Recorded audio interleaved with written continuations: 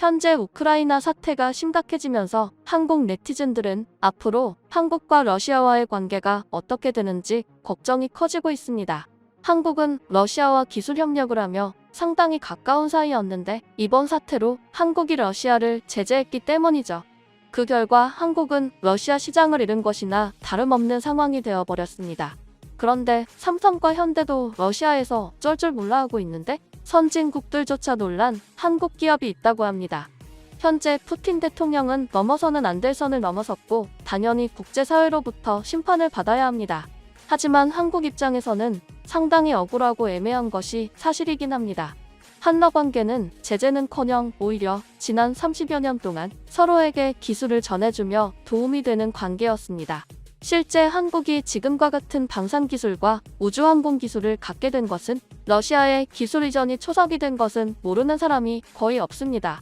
결과적으로도 올해 한국 방산기업들의 매출은 30조 원 이상을 내다보고 있습니다. 이에 네티즌들 사이에서는 오히려 미국보다도 협력해야 할 나라로 러시아를 꼽기도 했죠. 현재 세계적인 경제 위기로 반도체 수출마저 흔들리고 있는 상황에서 이러한 방산 수출이라는 새로운 세계를 열어준 것이 러시아인 셈입니다. 물론 세계적인 경제 위기가 러시아로부터 시작되었기에 아이러니한 상황이 계속해서 이어지고 있는 것은 사실입니다. 현재 한국에서는 우크라이나 사태가 러시아 잘못이기는 하지만 하루빨리 종료되었으면 하는 바람입니다. 특히 현재 러시아에 있는 한국 기업들이 언제 어디서 피해를 입을지 모르게 된 상황인데요. 얼마 전 러시아의 기습적인 키이우 공격으로 삼성전자가 입점해 있는 현지 건물이 피해를 입는 모습이 나타났습니다. 물론 러시아가 삼성전자를 공격한 것은 아니지만 사태가 더욱 심각해지면 한국 기업들의 피해는 예견된 일인 것입니다. 그리고 현재 관계자들은 러시아의 진출에 점유율을 높이고 있는 중국 기업들을 경계해야 한다고 합니다. 그런데 일각에서는 현재 사태가 확대되고 있는데 한국이 러시아 시장을 챙기는 것이 말이 되냐고 주장합니다. 실제 여러 공관계자들에 따르면 이미 우크라이나 사태는 마무리가 되었어야 합니다. 하지만 현재 우크라이나는 러시아가 가져갔던 크림반도까지 다시 되찾아올 심산이고 이에 러시아는 상당히 자존심을 구긴 상황입니다. 그러자 미국은 한술 더 떠 무기를 더 보내겠다고 약속했는데요. 이에 푸틴 대통령이 전술회까지 거론하며 사태가 일파만파 커지고 있습니다. 결국 한국과 같이 사태가 빨리 마무리됐길 바라는 나라들 입장에서는 머리가 아픈 상황이 계속되는 것이죠. 그런데 한국 기업들이 러시아 시장에 복귀하길 바라는 것은 한국뿐만이 아니라 러시아 국민들도 그렇다고 전해졌습니다. 특히 우크라이나 사태 직전까지 러시아에서 가장 사랑받는 기업인 삼성전자의 복귀를 러시아 현지인들은 간절히 바라고 있는 것으로 알려졌는데 삼성전자는 위험하기도 하지만 그렇지 않더라도 미국과의 관계 때문에 마음대로 러시아 복귀를 할 수 없는 것이 현실입니다. 하지만 현재 삼성과 현대 등 한국 기업들은 이러한 막막한 상황 속에서도 살 길을 찾고 있는 것으로 보입니다. 실제 삼성은 러시아에서 계속해서 고급 인력들을 채용하고 있다고 알려져 놀라움을 주었습니다. 이에 러시아 언론들은 러시아에 아직까지 삼성 대체품이 없다고 연일 보도하고 있습니다. 이와 함께 현대차는 러시아가 아닌 러시아의 주변국들로 생산 라인을 옮겨 생산을 이어나가는 움직임입니다. 현대차도 우크라이나 사태 이전까지 러시아에서 1위를 차지했었지만 중국 브랜드의 점유율을 대부분 빼앗긴 상황입니다. 그런데 현재 러시아 자동차 상태는 매우 처참한 상황인데요. 러시아 국민차로 불리는 라다는 에어백 등 안전장치가 없는 상태로 출시된 것입니다. 서방의 제재로 러시아의 우방국인 중국 부품만 이용하면서 기본 사양조차 탑재되지 않은 상황이 된 것입니다. 러시아 국민들이 한국 기업들의 복귀를 바라는 이유를 알 것 같습니다. 그런데 한 가지 놀라운 사실이 러시아에서 철수했던 애플도 이번 아이폰 14 출시와 더불어 러시아에서 사전 예약을 받고 있어 이해가 가지 않는 국면이 계속해서 나오고 있습니다. 결국 한국은 미국과 서방의 제재에 발맞추고 있지만 정작 아이폰은 러시아에서 사전 예약을 받고 있으며 미국은 한국에도 IRA 법안을 적용하는 상황이 됐습니다. 따라서 한국 기업들은 병행 수입 등 다양한 방법을 모색하고 있습니다. 하지만 한국 기업들이 미국의 제재를 피하기란 쉽지 않은 것이 사실입니다.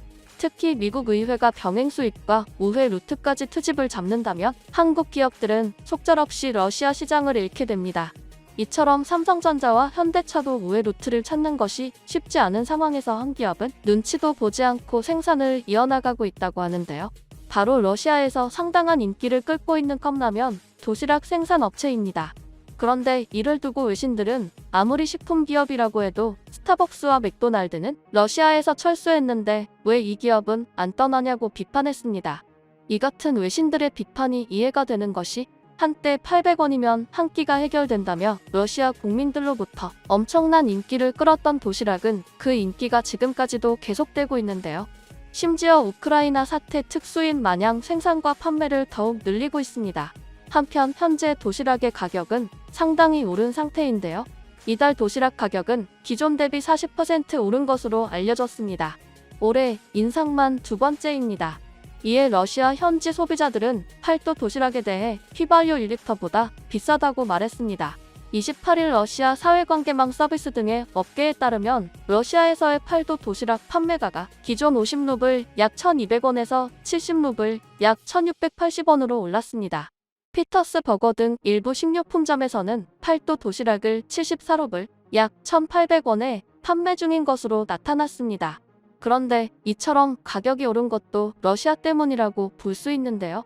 지난달 팔도가 원부자재 가격 인상과 최저임금 등 제반 비용 증가에 따라 가격을 올린 데 이어 재차 가격 인상을 단행한 것입니다. 전 세계적인 인플레이션을 도시락 제조업체만 피할 수 없는 것입니다. 우크라이나 사태 이전 팔도는 도시락 가격을 기존 28루블 약 670원이었던 것을 생각하면 엄청난 가격 상승입니다. 그런데도 아직 인기가 많다는 사실이 놀라울 따름인데요. 심지어 이 업체는 러시아의 제3공장까지 증설한다고 해 주변국들도 놀라움을 감추지 못했습니다. 한편 러시아는 오리온 초코파이와 팔도 도시락을 군수 물자로 활용하고 있는 것으로 밝혀졌습니다. 그러자 뜬금없이 일본이 등장해 이를 비판하기 시작했는데요. 동원령 이후 러시아 예비군들이 러시아 자체 인터넷망에 올린 배급품 사진에서 오리온 초코파이와 팔도 도시락 등이 포착된 것입니다. 이를 본 외신들은 오리온 초코파이와 팔도 도시락의 현지 인기를 실감케 하는 대목이란 평가를 했습니다. 이와 관련 오리온은 외부 반발을 생각해 러시아 정부로부터 공식 납품 요청을 받지 않았다며 러시아 우크라이나 전쟁을 지지하는 입장은 아니라고 밝혔습니다. 이어 오리온 관계자는 내부 확인 결과 러시아 정부로부터 군수 물자로 오리온 초코파이를 공급하라는 요청받은 적이 없다고 말했습니다. 실제 과자라면 등은 주요한 군수 물자 중 하나로 취급됩니다. 전선에 신선한 식자재를 보급하기 어려운 군은 고열량의 장기 보관 식품을 보급해 병사들의 기력을 보충하는 데 활용하는 것이죠. 이러한 상황을 엿보던 일본이 한국 식품 기업들을 비판하자 일각에서는 일본은 자신들이 군수물품으로 돈을 벌어 그렇게 생각하는 것 아니냐고 말합니다. 실제 도시락 제조업체의 모기업인 팔도는 러시아뿐 아니라 우크라이나에도 도시락을 공급하고 있습니다. 군수물자로까지 사용되는 컵라면이기에 우크라이나와 주변국들도 대피한 시민들에게는 더할 나위 없이 소중한 식량인 것입니다. 실제로 아무리 잘못을 저지른 국가라고 할지라도 최소한의 식료품 기업들을 향해서 국제사회는 아무런 제재를 하지 않습니다. 한편 맥도날드가 철수한 것은 맥도날드가 미국 기업이고 소련이 자본주의를 받아들였던 시대의 상징과도 같았기 때문에 철수한 것이지 식품회사라서 철수한 것이 아니라는 것이죠. 그리고 한국은 북한의 위험도 계산해야 하는데 도시락까지 철수할 만큼 러시아를 제재하면 안 되는 상황인 것입니다. 또한 미국으로서도 IRA 법안으로 삼성과 현대 등 한국 기업들의 불리한 국면을 주고 있는데 한국 식품 기업에까지 비판할 명분은 없어 보입니다.